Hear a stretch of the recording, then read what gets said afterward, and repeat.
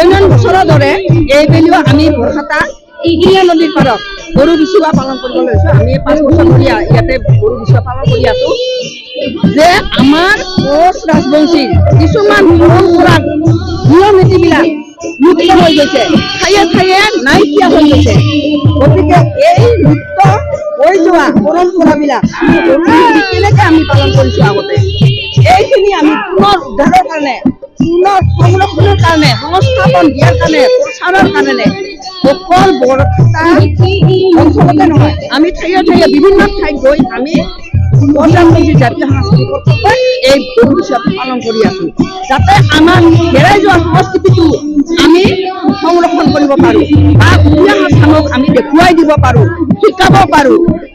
ইয়াৰ কাৰণে আমি গৰু বিচুৱাটো প্ৰত্যেকবাৰে আমি পালন কৰি আছো। অসমৰ জাতীয় উৎসৱ এই বাপতি সাহোনটি আজি আমাৰ আদৰৰ এইটো উৎসৱ আৰু এই উৎসৱৰ লগত সংগতি ৰাখি আজি আমাৰ বৰখাতা ভাটিপাৰাত ৰাখাল ঠাকুৰ পূজা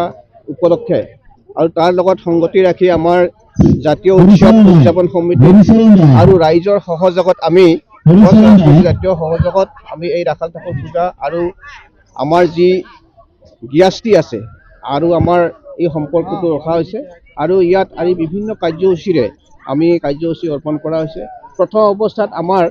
পৰম্পৰাগত হিচাপে আমাৰ যি জাতীয় উৎসৱৰ বিহুৱা উৎসৱ আছে এই বিহুৱা উৎসৱটি পালন কৰা হৈছে আৰু এই বিহুৱা উৎসৱ আমাৰ গোটেই সৰ্ব অসমতে আমাৰ প্ৰচলিত হৈ আছে। বিশেষকৈ আমাৰ অসমৰ নামনি অসমত এই বিহুৱা উৎসৱটো আমাৰ